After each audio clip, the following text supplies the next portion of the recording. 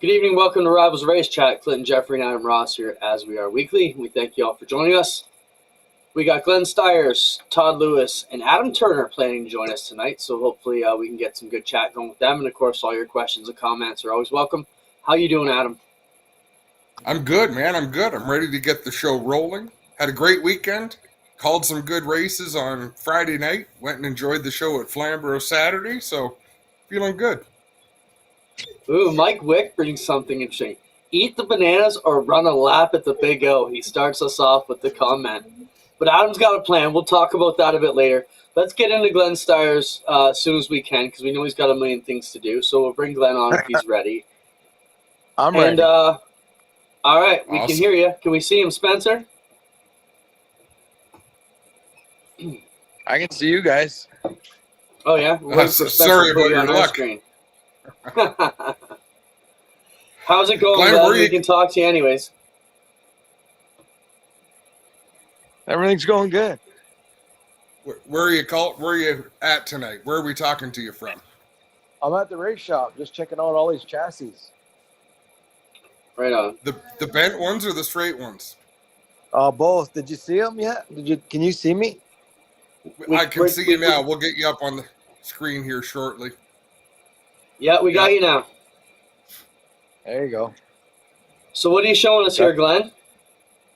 Some of the guys are getting pretty innovative. A lot of the stuff that they're doing here is pretty incredible. Yeah, just looking at this work of art. You know, that Brett Stratford kid's pretty freaking amazing. He does good work, Glenn. Yeah, he does. I mean, take a look at this. Talk to us about your safety equipment, because Aaron Turkey mentioned it when we spoke to him that he wants to get a new head and neck restraint after that.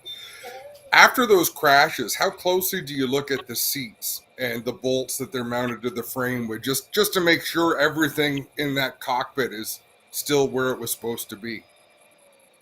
So with like, it was a really hard hit, and right from the start, Brett was really concentrating, maybe put a lot of emphasis in how the seat was mounted, how the seat belts were mounted.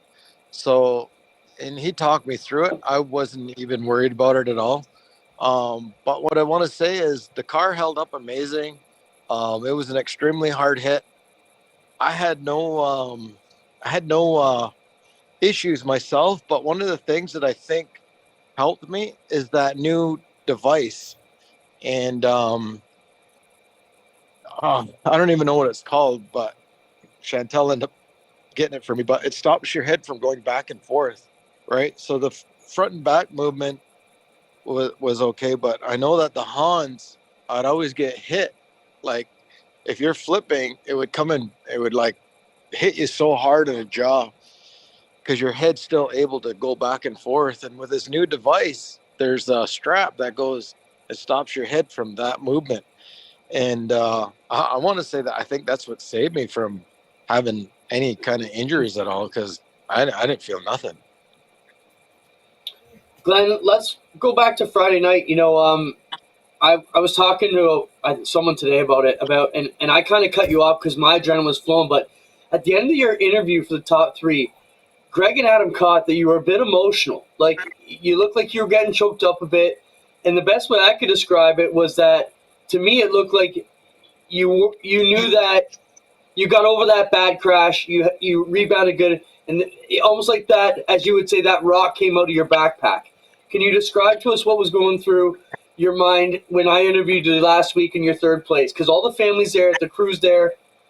What's happening? I can tell you 100% what's happening because, so let's look back when I had Tegan and Zoe, firstborn child. Everybody's saying you need to stop racing. You're never going to see your kids grow up. You know, you got all these people telling you what's happening or what's going to happen to you, and they put fear into you. So it makes you think. So I had a crash, with Tegan and Zoe, and it took me 2 years before I won a feature race after having kids. But the crazy thing about it was I crashed and crashed, and I call it body preservation. Your body does not want to die, and unfortunately it tries to protect you, but when it's trying to protect you, it actually hurts you because it puts you in more harm's way than if you're going wide open. And one thing that I can remember, and I still remember it clear as day, there was 2 lap cars. We were coming up on them, and I hesitated. And I'm talking three or four sprint cars ripped right in between these 2 cars that were lapped, and I couldn't do it. No matter how hard I tried, I couldn't just override that body preservation. So I go back. I go to the doctors when I crashed. So it was 3 years. I was you know, double, triple vision, not able to boat, sea-doo, golf, any of the activities that I used to do, I couldn't do. So what happened was, the doctors are saying, you can't ever do this again. You need to just seriously hang up the helmet, get somebody else to take your place. And I'm telling you, every year I tried to get back in a car. And my best way to describe it was getting on a motorcycle, just as simple as going to get a haircut. I couldn't remember how to drive the motorcycle back home after. And it was so frustrating and so confusing not knowing how to turn left and right on a motorcycle. So it was a struggle getting back, and nobody really realizes how terrible that struggle is unless you experience it. So here I am. I'm finally getting up to speed. Still finishing, unfortunately, still finishing last every night, but I'm still trying. I'm not giving up. So what I decided to do was race all of these other classes because I knew I had to learn how to drive all over again. And so with me running Schrader's car and the Pinty's car and going to Florida and running the Pro Late model, just getting laps and just training my brain and going through it and still off the pace. I wasn't the worst car on the track, but still I was, behind.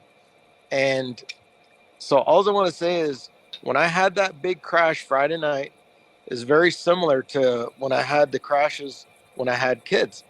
I said, okay, I'm not going to get hurt this time. It's always in the back of your mind that you're going to get rocked again and be out of a ride again for 3 years. Well, I didn't feel nothing. And right off the bat, like coming into next Friday night, I was so confident. I was so pumped up. I was so excited that I just felt like my old self again. I could just rip around there wide open. It was not even an issue or a problem. Doing slide jobs that I normally would never try. But yeah, it's incredible to be able to persevere all those years and finally get to where I knew I could be, but there's always that doubt, you're finishing last and you're crashing and you just don't know what's going to happen. And I just persevered. I just continued. I just tried and tried and tried. And here we are, we're on the podium. So it's been fantastic. Glenn, you've paid your dues over and over again. In the asphalt car, you haven't quite got to the point where you can really get up there and run with the lead pack, but you're making some gains. How close are you, Glenn? How close do you feel you are to, I'm not going to say to finishing on the podium, but to at least be able to run with the lead lap car, stay with the pack, and that's when you're really going to start learning. Well, one thing that I noticed with these asphalt cars and is I'm aggressive. I drive them way too hard. A sprint car, the harder you drive it, the better it likes it. And in a late model, an asphalt car, you gotta be smooth and relaxed and gentle and calm and totally everything that I'm not. So I believe that going through this crash that I had, I think from this point on, you're going to start seeing some milestone gains. Like I think it's going to be night and day difference. We're going to Chaudier this weekend. I'm just hoping. We went there and tested last week. So I'm able to give the guys better feedback than what I've been giving them in the past. So, and even with running the 358 modified, I never had brake adjusters. In a sprint car, you really don't use any brake.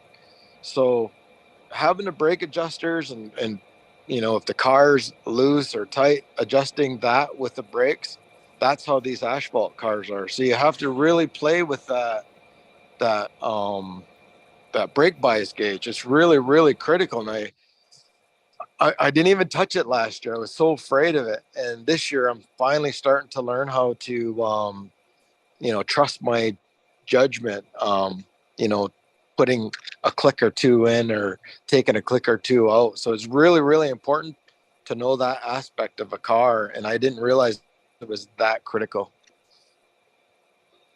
Let's switch gears up a little bit. Let's talk about the track. Track surface has given us a bit of grief to start the year. We can't go out there and pretend it's been perfect, but you guys keep working at it. What can you tell everybody? Because everybody's got a new theory on how to get it done. What's the plan, and what's really happening? So what I did this week, I let the track just dry out. I think it was Sunday morning. First thing in the morning, I watered it, I packed it, I graded it, and then Monday morning, I ran it in and I tightened it up with the water truck. And I'm telling you, I had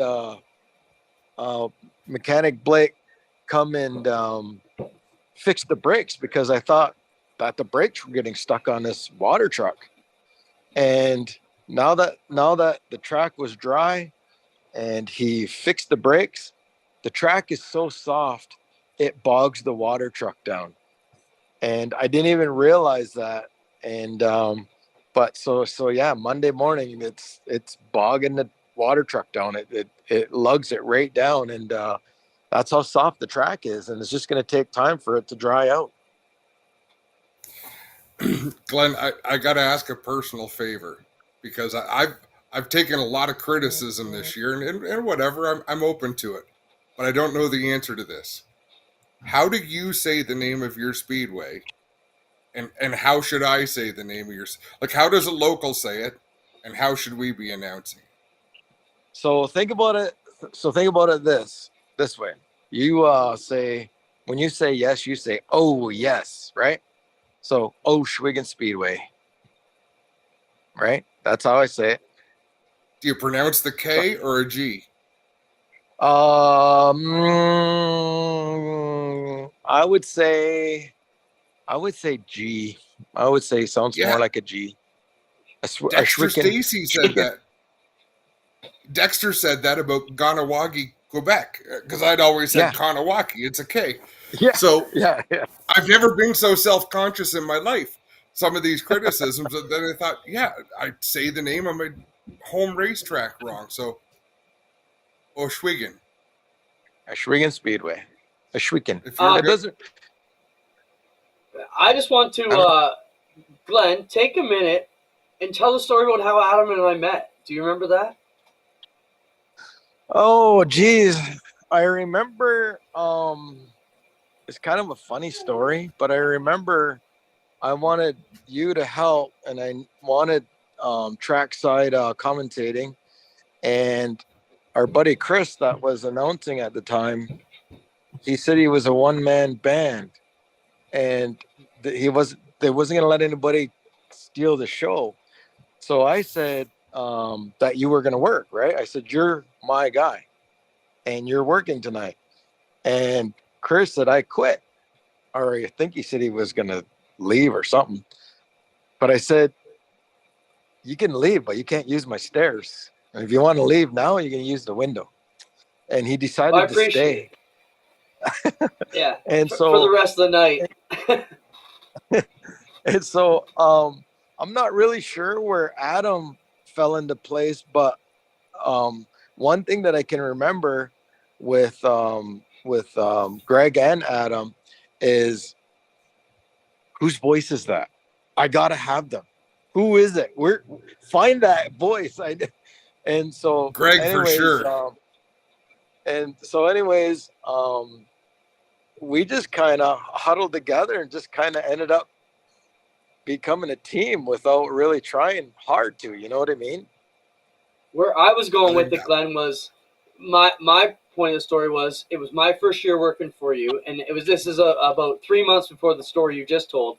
You picked me up in Hamilton at my mom's place, took me to Motorama or whatever it was, the incarnation then, and Adam was a writer back then, and you introduced me to Adam. So you're the one that introduced me to Adam, and we met. And then that night when Chris quit, I said, Adam, I need you, and he said, I'm a writer, not an announcer. I'm like, well, we're announcers now, buddy. And here we are all these years later. So too do you know funny. why though?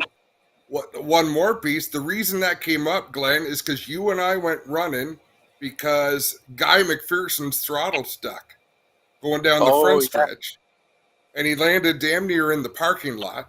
And we go yeah, running out, and I think whether it was you that said it or Clint, like, boy, wouldn't it be nice if we had someone with a microphone down there who could report from the scene? So all this happened in that same year. That would have all been, I think, yeah, 1997, and then yeah. that was that's the And fun part, though, right?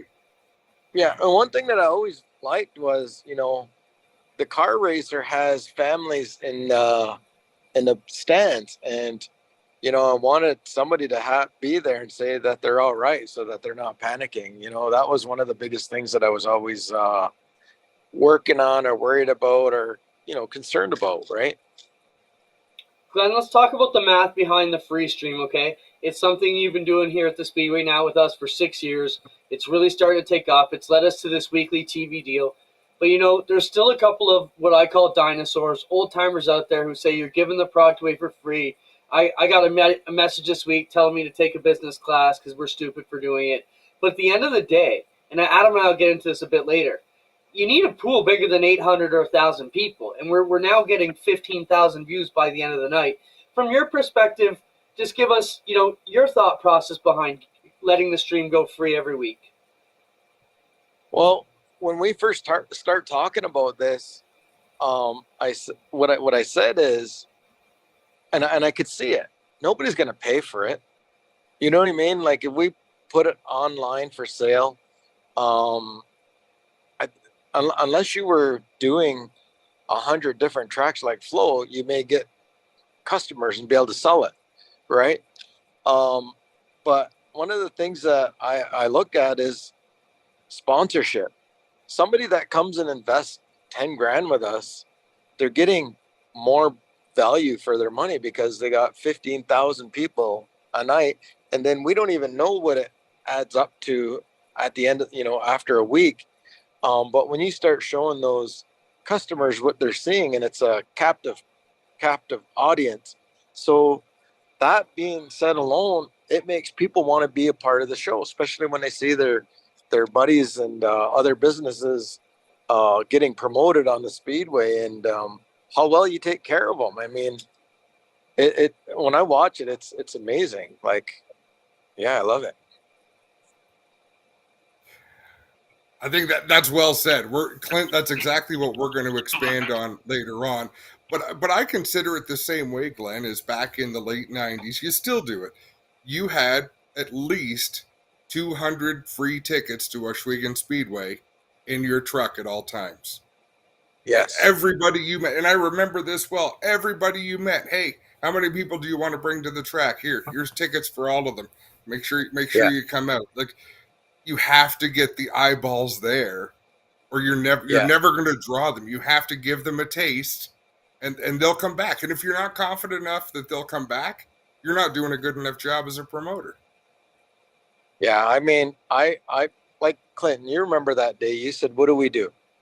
I said, "We got to do it. If we're gonna get fans to follow us, we can't punish the fans by making them pay, right? We want them to come on board and love it and make the trip to come and see us because they love the TV show so much."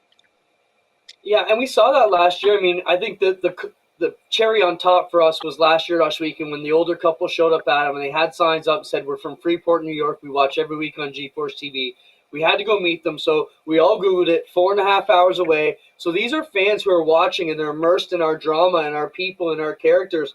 So they're going to make the time to come down when they go to Niagara Falls. They'll come by for an extra day and come to the races. So I fully believe it. I also think, when it comes to pay per view, we're trying to build new eyeballs, like you said. The only people who are going to pay for the ones who are already there. Another thing that we've talked about is I went to Supercross and said, man, all these speed shots in the drone, and we keep making it cool. People are just going to stay home and watch. And you said nothing will ever beat the live track experience. Keep putting all those bells and whistles in, make it as badass as we can, and don't worry, because they're still going to need to come every week. And the last thing I got for that is I like to say, our product is so badass, we're going to give it to you for free and dare you to stay home. Yes, absolutely. One thing that always impressed me, you guys do such an amazing job. When another TV platform wants to come and join us, they just plug in and they let you guys run the show. That's incredible to have that kind of trust in other platforms. Like I'm so impressed with that. We love it, man. We appreciate all your help too. Adam, what do you got for Glenn before we let him go? Not much, Glenn. You weren't the only one emotional. I don't often cheer for a driver as I announce. Darren Dryden is going to be on the podium a bunch of times. He's going to have himself a good career. I wanted you on that podium Friday. You drove the shit out of that race car. Yeah, it was pretty interesting to sail it in there. I knew how rough and choppy it was in top of 3, and I knew I think it was the 88 car. He was struggling through that corner, and I just knew I could do it. So I went for it. But like I said, the fear's gone now. I'm ready. Awesome. All right, well, wish you good luck in Quebec this weekend, Glenn. Glenn's competing with the NASCAR Pinty Series this Saturday at Chaudier. If you're down that region, make sure you check it out. Thanks, Glenn. We appreciate everything. Appreciate your time tonight. All right. Thank you. See you later. Always good to talk to the big guy. It's not easy. He is the reason we're together. He introduced us all those years ago. And there was never any pressure. He kind of alluded to it, right? He wasn't building a dream team. He was just finding people that were enthusiastic, that would share his passion, share his excitement. And you filled that role. In fact, you were hyperactive at that. I remember after meeting thinking, my God, that guy is spun. He's 100 miles an hour. But it's with energy. I've never been that guy that's 100 miles an hour, but we all bring something a little bit different. Yeah, it was good to see Glenn get choked up a bit there. It really kind of, when I watched it back later that night, it made sense to me what it meant to him. We're going to have Todd Lewis join us now. And Spencer, pull up the willpower quote and the story there, and we'll lead into Todd with that. Willpower this weekend, Adam said, IndyCar field is the toughest in the world, and F1 is a joke as far as competition goes. You got the other shot there, Spencer? Willpower basically went on to say that, things were so tough in the IndyCar field. Basically, he believes the NTT IndyCar Series deserves respect as the world's most difficult single-seater racing series. And with that, we'll add Todd Lewis to the discussion. Todd, do you agree or disagree? Hard to disagree when Max Verstappen's winning every race by 10, 20, 30 seconds, like he's driving with one hand on the wheel and his arm and his elbow on the side of the car. It's hard to watch sometimes. I like F1, it's the technology and everything. It's great. It's exciting, but having the same guy win slam dunk every week gets pretty tough to watch after a while. Whereas IndyCar, what do you got? 5 races, 5 different winners. It's very dramatic and exciting. It's the difference is, of course, everybody runs the same chassis. It's a Honda or a Chevy engine. And what you do with setup and technique and driver skill and talent and racecraft is what makes the difference. Do yourselves a favor and Google that story. Willpower does a great job explaining himself, and he qualifies it. He says, obviously, the cars in F1 are the best race cars in the world. What he's talking about is the competition level and the parity of the series. So he does a really eloquent job of explaining why he feels the way he does. It's a really good read. Let's switch to Detroit, Todd. Talk about the move to downtown Detroit. How was it? Was it a slam dunk? Was it a hit?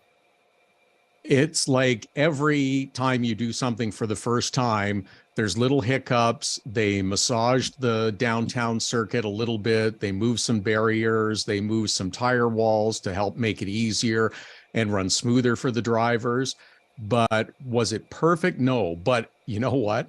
It was unbelievably well run. And I'll go this far. I've been to this event before on Belle Isle, and it's great. It's been one of my favorites. And I've said that if you're going to an IndyCar race, it's a terrific event to go to, because of the people that are involved with it.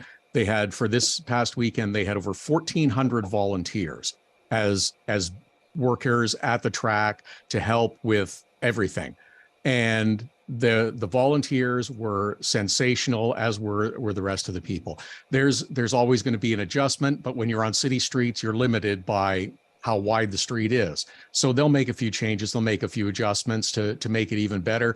And I know there was a lot of people that were really nervous about it at first, including some of the drivers, but came off pretty well. It was a hell of a show, got a great TV rating. It was sold out on the weekend for all the tickets they had. And the other part of this too is they offered about half the circuit was available with viewing platforms for the public to come and watch for free. So you could come down to the Riverwalk in Detroit, you could watch the race for a while, you could hang out in the park. It was a spectacular event. There's a lot of other series and teams and tracks and promoters and stuff that could learn a lot by going to this event. It is I can't speak highly enough as to how well it's run. I think the big thing I hear there is event more than race. Come out of your mouth, Todd, and that's where we need to be with the sport now. You know? Well, it is. You're absolutely right. I mean, you guys do it at Ashweekend every week. It's not just a race, but it's an event. It's a happening, and you can't experience that unless you go to the event. Friday and Saturday night, they had concerts on the Hart Plaza stage, which was immediately adjacent to the circuit. It's all part of it. The grandstand tickets that you bought got you into the paddock so you could get up close with the cars and the competitors and the teams. It's more than just, okay, come and watch the cars. It is an event. There's lots more to do with activations and things happening on site. It's entertainment, and sure, it's a sport, and yes, it's a competitive sport, and that's never going to go away. But you have to realize too, you're in the entertainment business and you're competing for entertainment dollars. And if you aren't giving people their money's worth when they come out, they're going to choose another form of entertainment. It's not just about the racing, it's about the experience and everything else that goes along with it. Adam, can I slide job you here quickly? Todd, just to go back to the Ashweekend deal, I took a lot of flack for bringing all the people into the pits and putting the bands in the pits. But, I mean, I got that from walking through the Toronto Indy and be like, wow, where everybody can just walk up close to the Pinty's cars. What better way to get these people uptight? CTMP does a great job of it too. Once you're in the park, you can pretty much strut right up to the haulers and the teams. And I mean, it's just a lot of the our fans don't get to see that, and a lot of the other places they just don't get that experience. My question for you though, before I throw it to Adam, was like, IndyCar, we've seen it really be hurting not that long ago, Todd. It seemed like there's a major resurgence. Is that just because we have the freshness of this event and an amazing Indy 500? Or would you say the wave of IndyCar is really, they're on that wave and they have this momentum for the long haul? I think it's a slow build. And I think let's go back a few years. When Mr. Penske took over the Indianapolis Motor Speedway and IndyCar and everything that went along with it, there was a list of maybe 100,000 things that needed to be looked at, adjusted, dealt with, and I'm exaggerating slightly, but probably not much. So you can't just fix and change and maneuver things in a short period of time. You have an established schedule, you have an established teams, you have established sponsors. It takes time to turn the giant steam ocean liner around. It doesn't just turn on a dime the way a good sprint car does. So that's the difficult part with it. But every time you check in, every time you come back, if you go to a race, if you watch one on TV, if you notice a little improvement, it's like, oh yeah, that's better. I like this better. Oh, I like this. This is a good idea that they've done with that. You start to build the foundation first of all. First of all, you have 27 full-time entries in IndyCar, which has not happened in awesome. many, many years. It's fantastic. So there's obviously interest in terms of teams, and they are making it work from a business standpoint. If you have that kind of interest and that kind of partner interest, you're going to be able to generate enough revenue that you're going to be able to put on a great show, and you're going to have good event. You have good promoters and good events too. A Green Savory run 4 events in the IndyCar schedule. They do a great job. The Detroit Grand Prix group, they do a fantastic job. Nashville is a new event. There's entertainment and bang for your buck. Yeah, you're going to get it in Nashville. So the Indianapolis 500 speaks for itself, but it's all of the other events that you have to bring up as close to that level as you can. Obviously, the 100 years of history is not something you immediately replicate.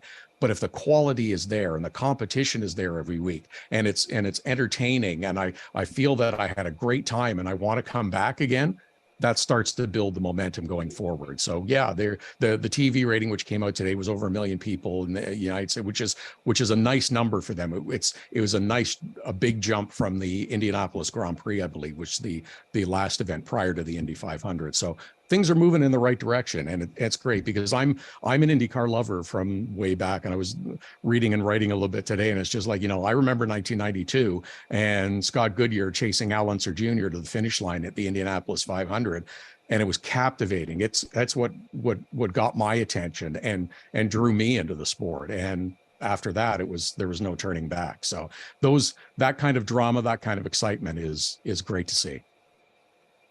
And it's really funny because NASCAR is going to a street course this summer. Yeah. IndyCar's been doing that since the 80s, right? They took their product to the masses. It's just interesting. Timing is everything, but I think I'm with you, Todd. They're working in the right direction. Let's throw some fenders on. Let's talk about stock cars. Sam Fellows, how big a deal is this? I think it's terrific to see. I haven't heard back from Sam. I shot him a message earlier today saying, "Oh, that's great. I'm glad to see the official announcement is out, and let's see where it goes." I think tying in the history with Ron and the number 87 is a cool thing. He had success with it and won some races in Xfinity and in the Truck Series. So I think it's good. I think it's a good looking car. You've been able to see as Sam gets more and more comfortable in these cars, the progress that he's made. I'll go back to GP3R last year. I think that was the real turning point. They decided that they weren't going to go out west last year. They took their time and did a little testing and learned a few things. So I think that was the right move for them. And I think this is a great step for the series. The Fellows name carries a lot of history in Canadian racing, and Sam has demonstrated that he's more than capable of driving one of these cars. So I'm looking forward to see what he does this year. And to add to that, it's Fellows McGraw Racing. So it's not just, hey, I'm renting a ride.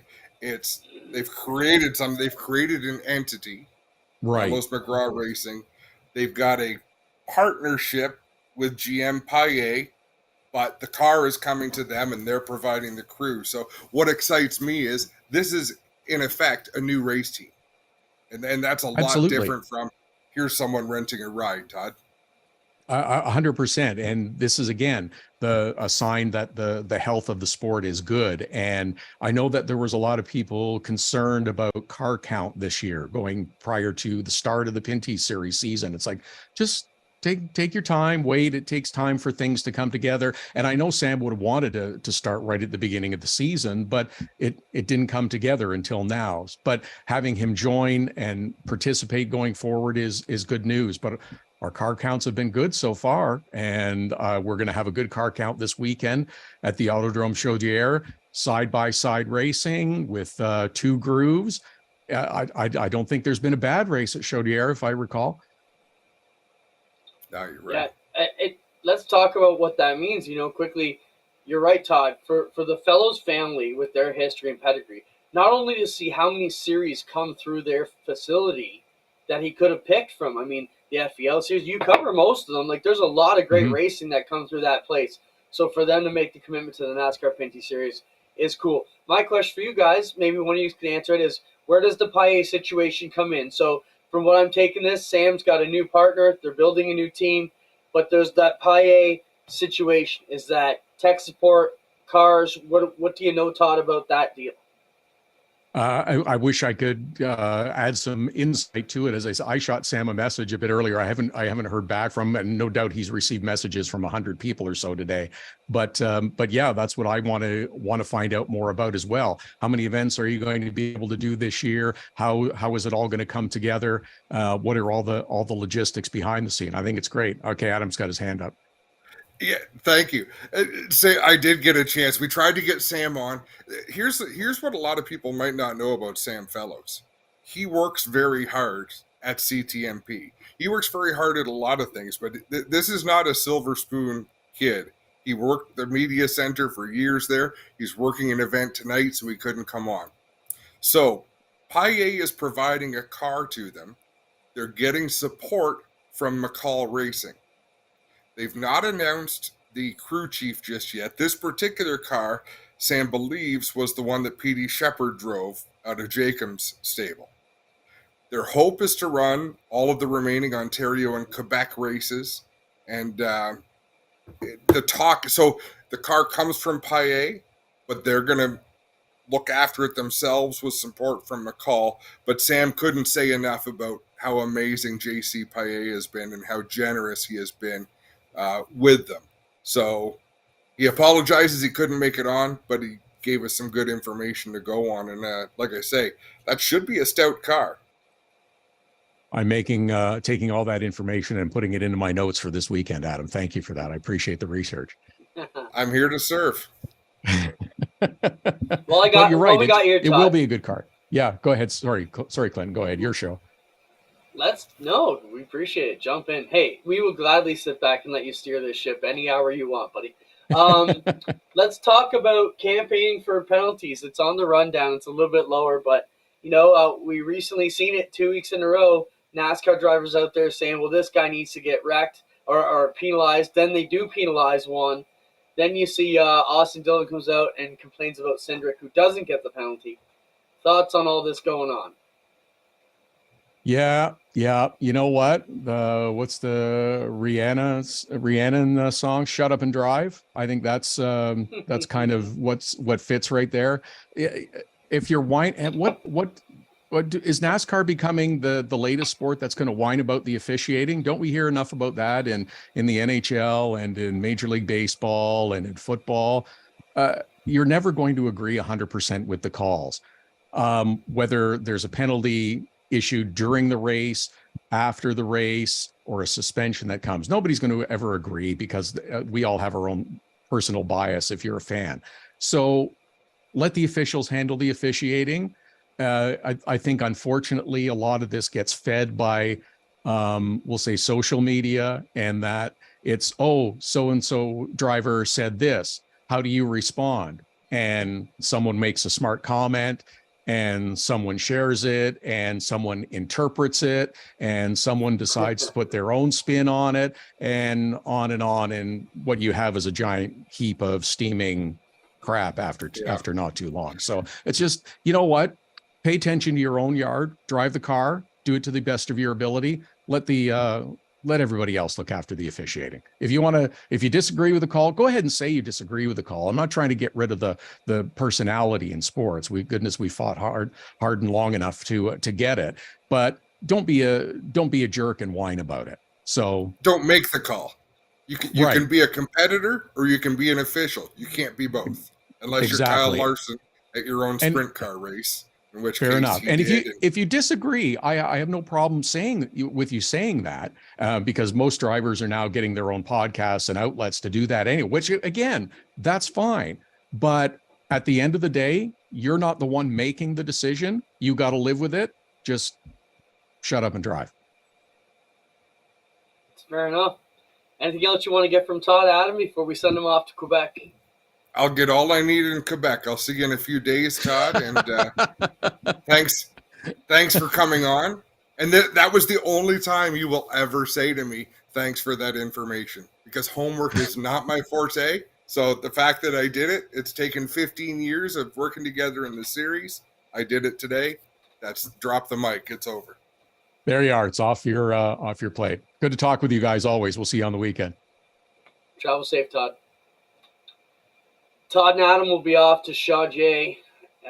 We will be at APC, so I won't get to go to Quebec, but we'll be bringing you live coverage, I think, around 5:45 is what we agreed to.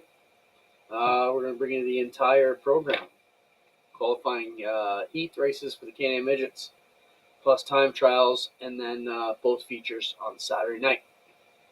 So, excited from there. Our next guest is ready to join us, Adam Turner. Adam's getting ready to do. Are you doing double duty Friday? Because we have the late model open at Oshweekon on Friday, and it's a crate sprint car tour race for the Western Series. Double duty, Adam? Unfortunately not. The car owner wasn't able to get out of work, and it's just hard for me, obviously, to try to get two cars there and stuff. But I would like to do double duty. I'm sure you guys know guys with cars up that way. We know lots of guys with cars. They don't share. Oh, that sucks. Maybe for you. They don't share with me, but I'm not Adam Turner. I got the wrong last name. Well, I have a good last name for sprint car racing in your area anyway. Yeah. Adam, let's talk about, first off, the late model open coming up. We'll get to your crate sprint car venture in a bit then if you're not going to do that. But the late model open comes up at Oshweekon twice a year. We invite the late model full fender cars into the ballpark. The 360s are off on Friday. But we have a crate race, which is it for the crate late models. But this is the open, which means the Buxton guys can come and play. How big of a disadvantage are you guys, or do you feel you can still get done? Because we have seen the crate guys win over the open motor guys in this event at Oshweekon in the past. Yeah, I don't think we're too bad. Obviously, early in the night qualifying, we're at a disadvantage. But as the track slicks off, from what I've seen in the past, now I've never been to an open race with the other guys, but from what I've seen in the past, I think Andrew Hennessy might have won last year in the open, and I think Kyle Sobaz might have won before with it. So it's been done probably half the time has been won by crate. So I think Pitsy won it 1 year in a crate, didn't he, Clint? Yeah, he did. Yep. That was a really good race. Adam, let's talk about your season though, because you drive everything. You have a Thunderstock, you run a sprint car, you run a late model, you probably drive the water truck now and then. What's the best? What do you prefer? So far, well, I'm still a late model guy, but the Thunderstocks are fun, and now that I'm starting to get a little better in the sprint car, I don't mind it either. At first, when you're not as successful in something, obviously it's not as much fun, but I feel like we're getting pretty close with the sprint car now, so it's getting more fun. So, Adam, you're like in the eastern end of Ontario. Brighton, Brockville, Cornwall, those would be your haunts. Let's talk about, how's the crate program coming up? I mean, from the west, we look down there and we see Brockville's weekly, Cam's weekly, but, we got some great names in the deal. You've jumped over, Matt Billings jumped over. The names listed, the list of guys that have moved to this division have been some of the most experienced and well-respected guys in the East. Is it going to fly down there?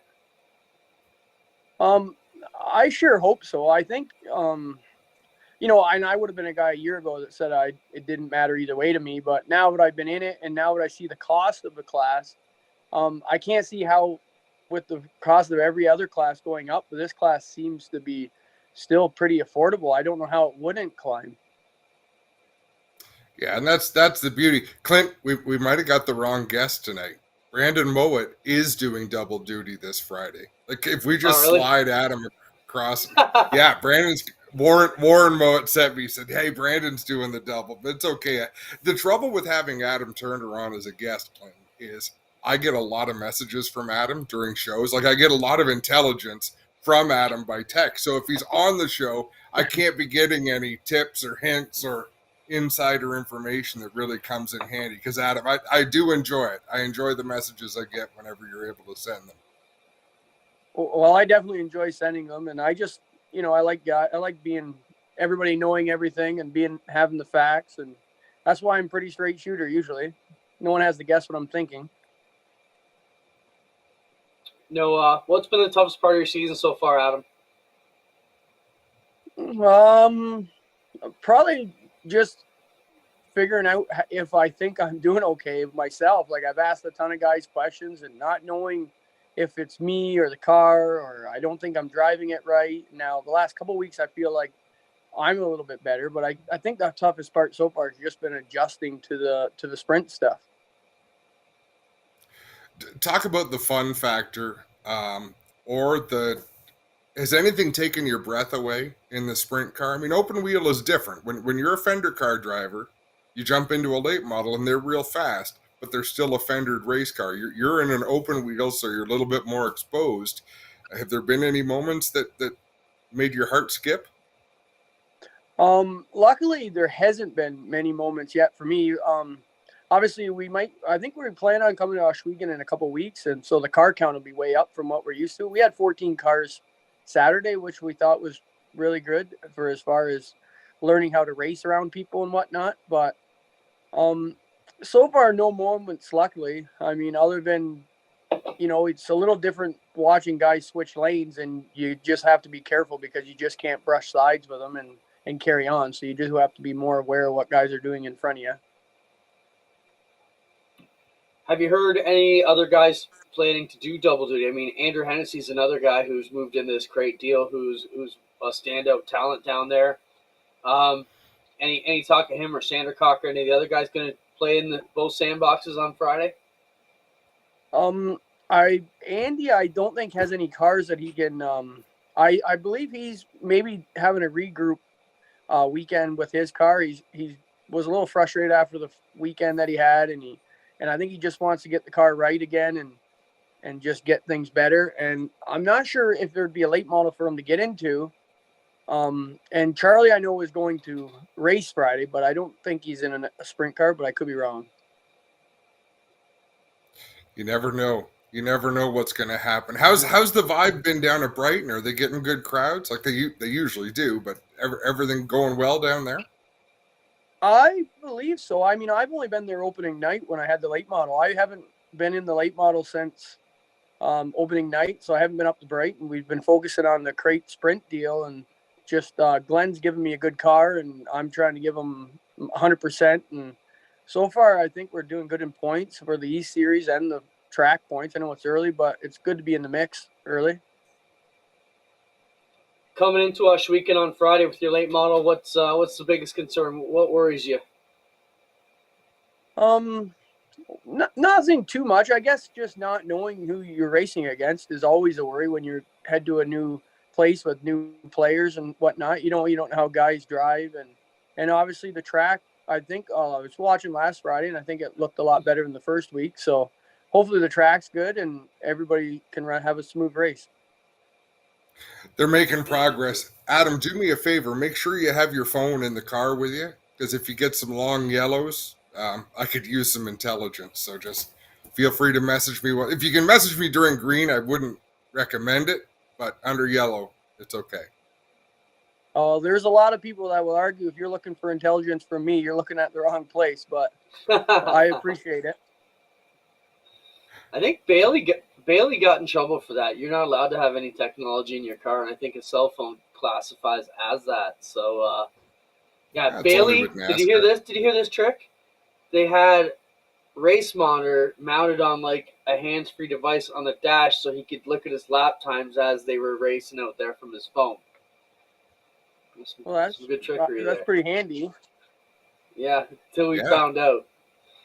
Adam, one last chance to help us sell some tickets Friday. Why should the fans come out to Wash Weekend Speedway Friday night? Other than that, the electrifying Jan Turner's going to be there.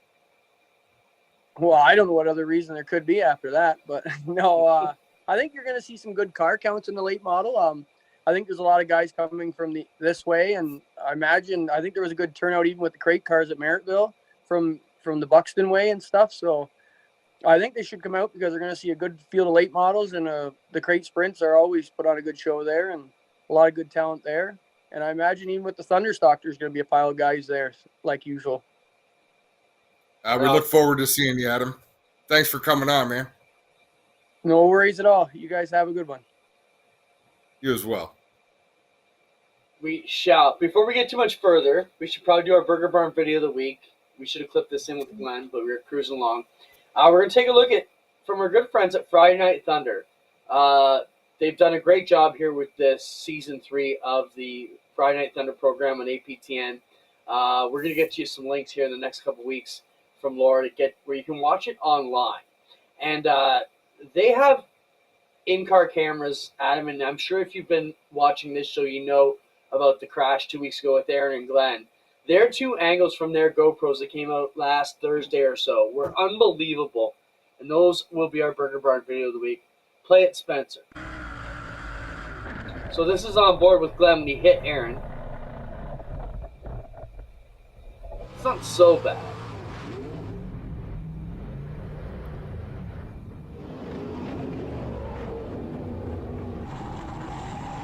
This is Aaron's. This is pretty wild. So he clips. Oh, big crash! Wow. That was a huge collision. Aaron Turkey and Glenn Styers. And the final view of the camera is unbelievable. Because the camera separates, you showed me this, separates from the cockpit and lands Right about here. 10 feet.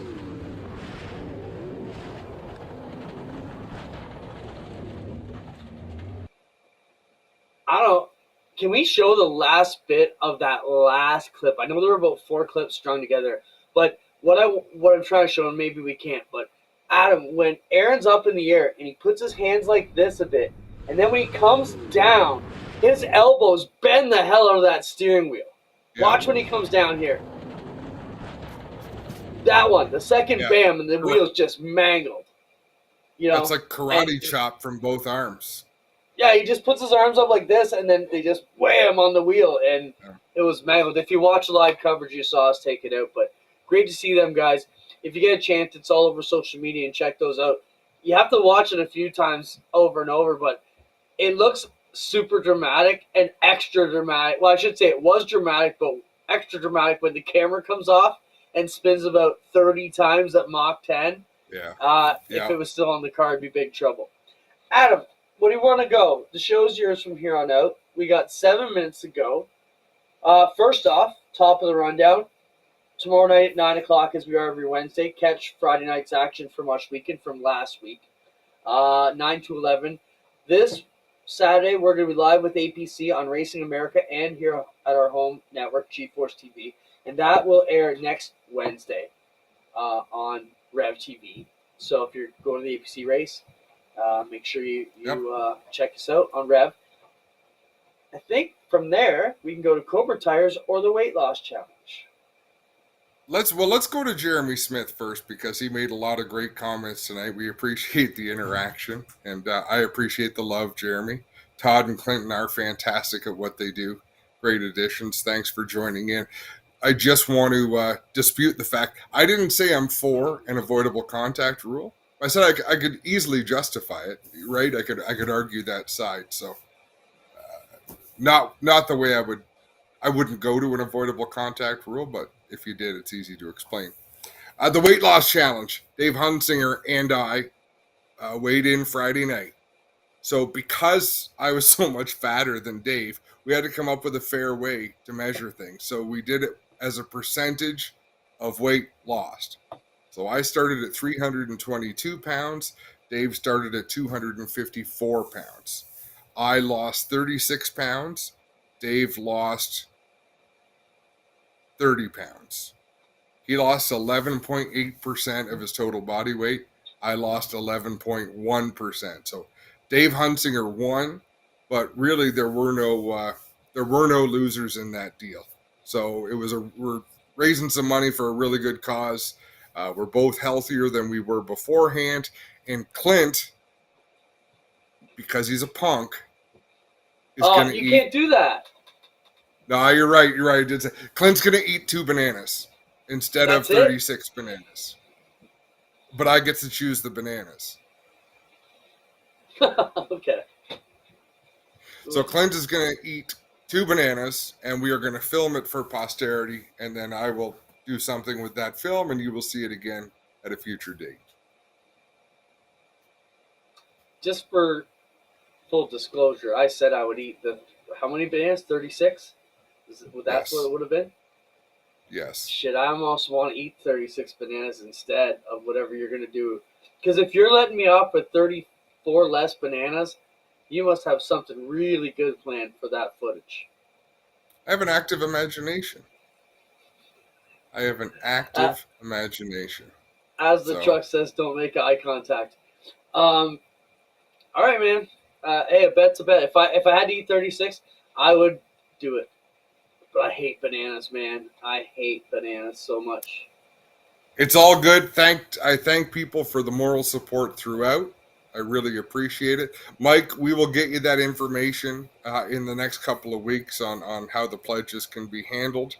And the other topic, Cobra tires, Clinton. Uh, Google them, folks, if you're interested.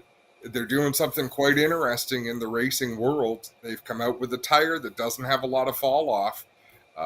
It might not be as quick as a Goodyear or a Hoosier or an American Racer when it's brand new, but it's very consistent. It is saving people quite a bit of money, and it is being tested. So Galesburg Speedway in Michigan has gone to these tires. I believe they're using them in limited late models. They only have one size. They've only got one 10-inch slick right now that they've come out with. But I've been messaging a little bit with Chester Hester from Cobra Tires. He couldn't make it on tonight, but he is going to come on and join us because Clinton, we're not going to do it tonight, but one of these weeks, I want to kind of pull back the curtains. I want to go further into depth on why people need to stop saying we shouldn't give away a stream for free. There's 2 tracks doing it in Ontario right now, Delaware Speedway and Ohsweken Speedway. They are 2 of the healthiest racetracks in the province, giving away their product for free. The other thing is tire programs and sponsorship dollars. We're going to pull back the curtain to explain it a little bit. It's nothing crazy. It's nothing big secret. It's just a matter of these people aren't taking money out of their pocket to support racing series. The racers are paying their own points funds. So it wouldn't be revenue lost. It's just a money-saving possibility. It's new age math, buddy. It's tough to train dinosaurs new age math. We've learned that a few times. But I'm down for the lesson. Throw up the other screenshot there about the Cobra tires if you can, Spencer. What this caught, I think this is what caught Adam's eye, was it just talked about, they weren't as fast right out of the box, but they were consistently where they were. So here's Billy Yates, a competitor, his thoughts on the new Cobra tire. Week 1, when they were brand new, he was 4th place in qualifying. Week 2, he was the feature winner. Week 3, 3rd place. Week 4, qualifying, fast time in 2nd place. He said when they're brand new, certainly did not have that rip-off speed that the Hoosier does. They were a little greasy, but not horrible. Once you got 10 to 15 laps on them, they had plenty of grip. But when we asked for a new tire, it wasn't so we could get a faster tire for one lap. It was we wanted a tire that continues to repeat week after week. Based on 4 weeks of the same 4 tires, I think we can all see how just this tire repeats. Buying 4 new versus guys running 4-week-old tires has no advantage at all. I bought 4 tires for $700 week 1. Haven't bought a single tire since. Keep in mind this is no soak. And he said, I applaud Galesburg Speedway for listening to the race, being the ones to take the chance to help us. And says so far he's $2,400 in profit, which is pretty impressive. Sorry, Clinton, my dog has just gone crazy, but that's it anyway. Show's over. We're good. Decker made it perfect timing. We'll see you next week. I'm going to go see what my dog's going on about. All right. Thanks for all the guests. Thanks for everybody for joining us. Don't forget, we are live Friday at Ohsweken. Come out and see us. Support the tracks. Watch it live if you can't make it. Same deal goes for Saturday in the APC series with the Can-Am Midgets. We're live G-Force around 5:15, I think-ish, something like that. We'll get a post out, and then check us out Wednesday on Rev tomorrow. See you later, kids.